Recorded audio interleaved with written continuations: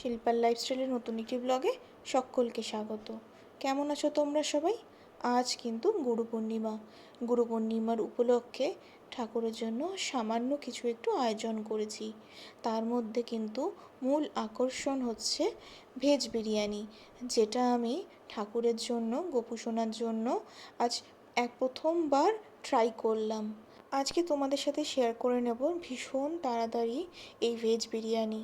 সাথে কিন্তু দিয়ে দিয়েছিলাম ঠাকুরকে ছোলার ডাল, নারকেল দিয়ে, সাথে ছিল লুচি, 5 রকম ভাজা, আর ছিল ফুলকপি আর পনির দিয়ে একটা তরকারি আর পায়েস।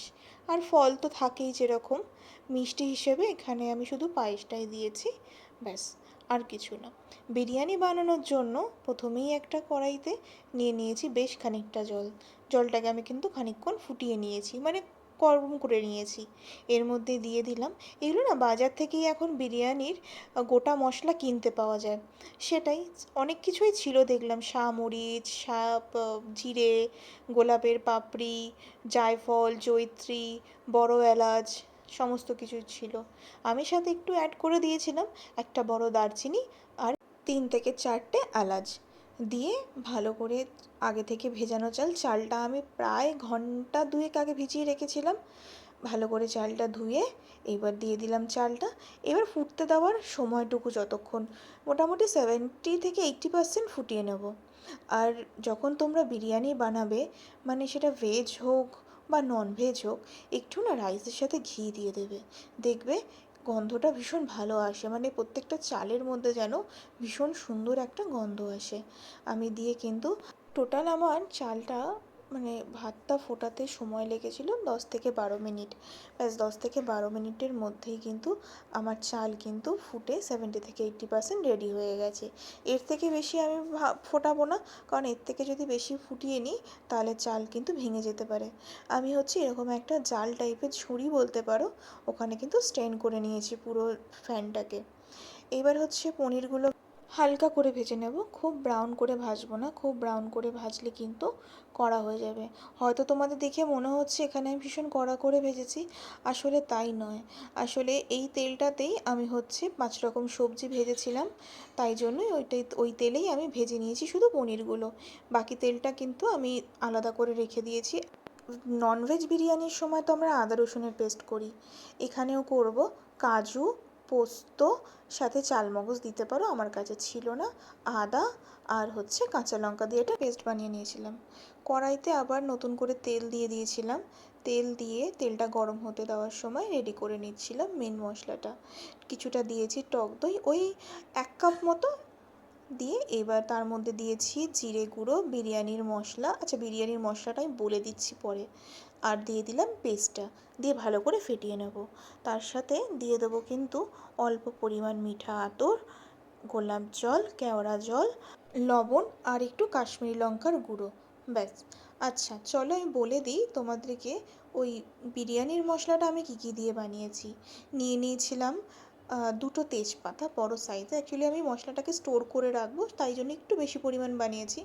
2টো জায়ফল, ওই 10 গ্রাম মতো জয়িত্রী, জিরে 10 গ্রাম, মরিচ 10 গ্রাম, বড় এলাচ 3খানা, একটা 2টো স্টার অ্যানিস, ছোট এলাচ 5 থেকে 6টা মতো।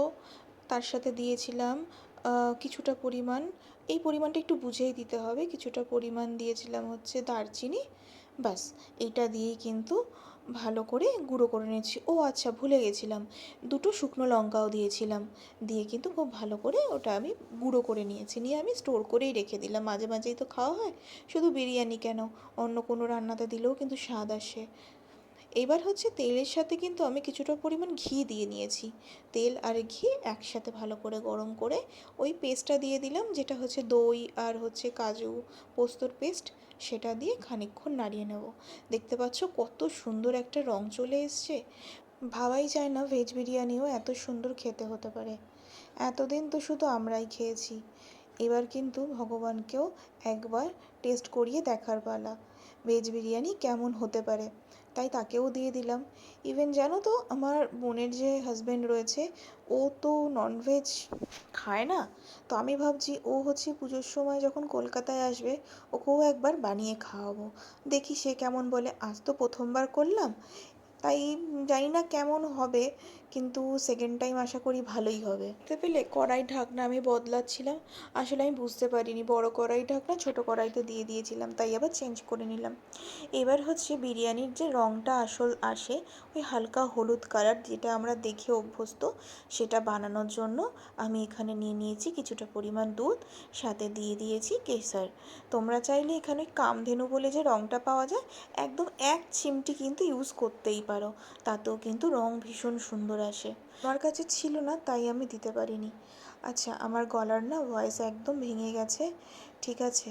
কথা যদি বুঝতে না পারো আমাকে প্লিজ ক্ষমা করে দিও এই গলার ভয়েসটার জন্য। এইবার হচ্ছে ওই ধাপে ধাপে যে আমরা চাল সাজাই, সেই জিনিসটাই এবার আমরা করে ফেলবো। প্রথমেই দিয়ে দিয়েছি কিন্তু আমি সোয়াবিনটাকে প্রায় কষিয়ে নিয়েছিলাম। এইবার দিয়ে দেবো হচ্ছে আগে থেকে সেদ্ধ করে ভেজে রাখা আলুগুলোও কিন্তু ভালো করে আমি ভেজে নিয়েছি।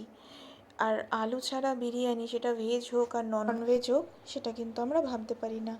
আর ঠাকুরকেও দেবো যখন, একটু ভালো করেই বানালাম, যেরকম আমরা খেয়ে থাকি সেরকমভাবেই বানালাম। বিশ্বাস করো, প্রথমবার বানিয়েছি, তারপরও বলবো এত ভালো স্বাদ হয়েছিল। যখন হচ্ছে প্রসাদটা খাচ্ছিলাম, তখন মনে হচ্ছিল এবার থেকে ননভেজ আর খাবো না, মানে ননভেজ বিরিয়ানিটা আর খাবো না। এরকমভাবে ভেজ বিরিয়ানি করে নিলে আমি আমার ঠাকুরকেও সেবা দিতে পারবো, আমিও খেয়ে নিতে পারবো। মাঝে মাঝে একটু বাঙালি তো একটু বিরিয়ানির ক্রেভিং হয়। এরপর না ধাপে ধাপে ঠিক চালগুলোকে দিয়ে, সরি চাল না, ভাতটাকে দিয়ে দিলাম হচ্ছে পনিরটা। এরপর দিয়ে দেব আরেকটা লেয়ার ভাত। আর এই লেয়ারিংটা সাজাতে না ভীষণ ভালো লাগে। আর এর ওপর দিয়ে দেবো হচ্ছে ওই আগে থেকে দুধে কেশর ভিজিয়ে রেখে দিয়েছিলাম যেটা, ওই দুধটা দিয়ে দেবো অল্প পরিমাণ কিছুটা ঘি। আমি যেহেতু খুব একটা বেশি ঘি ইউজ করিনি, তাই জন্য এখানে একটু অল্প পরিমাণ ঘি দিয়ে দিলাম। দেখো, খুব একটা কিন্তু বেশি আমি এখানে দিইনি, এই যতটুকু লাগার ততটুকু। আর দিয়ে দেবো ওই কেশর ভেজানো দুধটা দিয়ে, এবার কিন্তু আমি বিরিয়ানিটাকে দমে বসিয়ে দেবো। আচ্ছা, আমাকে অবশ্যই কিন্তু কমেন্ট করে জানিও যে কেমন লাগলো তোমাদের এই একদম সিম্পল আর ঝটপট করে বানিয়ে ফেলা ভেজ বিরিয়ানি। তোমরা আমাকে অনেকেই কমেন্ট করছো, আমার যে কী ভীষণ ভালো লাগছে না, আমি বলে বোঝাতে পারবো না। খুব একটা বেশি দিন হয়নি, তার মধ্যেও কিন্তু আমি অনেকটা ভালোবাসা পেয়েছি তোমাদের। আমার পাশে থাকার জন্য তোমাদেরকে অসংখ্য অসংখ্য ধন্যবাদ। আমার যদি সত্যিই ভিডিও ভালো লেগে থাকে, চ্যানেলটাকে কিন্তু সাবস্ক্রাইব করতে ভুলো না, আর পাশে থাকা বেল আইকনটাকে কিন্তু একবার হলেও ক্লিক করে দিও। আর কমেন্ট অবশ্যই করো, তোমাদের সাথে কিন্তু কমেন্টে কথা বলতে আমার কিন্তু বেশ ভালো লাগে। আর তোমাদের কাছে উৎসাহ পেলে আশা করি আমি আরও একটু এগিয়ে যাব। আমাকে কমেন্ট করে জানাতে পারো তোমরা আর কি কি রান্না দেখতে চাও, তাই আমাকে কমেন্ট করো। আমি কিন্তু তোমাদের জন্য চেষ্টা করব তোমাদের পছন্দের রেসিপি বানিয়ে দেখানোর জন্য, একদম নিজের মতো করে। আসলে হচ্ছে আমি বেলুড় মঠে দীক্ষিত, তাই গুরু পূর্ণিমাটা আমাকে পালন করতেই হয়, সেই জন্যই কিন্তু আজকে পালন করা। আর আমাকে কিন্তু সাহায্য করেছে মায়ের সাহায্য ছাড়া আমি এত কিছু কিন্তু একা করে উঠতে পারতাম না। সে হাতের সামনে মোটামুটি সমস্ত কিছু জোগাড়টা করে দিয়েছিল, কারণ আমি তো সকালের দিকে অফিসে গেছিলাম, অফিস থেকে এসে বাকি কাজগুলো, বাকি রান্নাগুলো আমি সেরেছি। মা কিছুটা রান্না করে রেখেছিল, যেরকম ওখানে মায়ের রেসিপি হচ্ছে ছোলার ডালটা ভীষণ ভালো করে, আর আজকেও খেতে সত্যিই দারুণ হয়েছিল।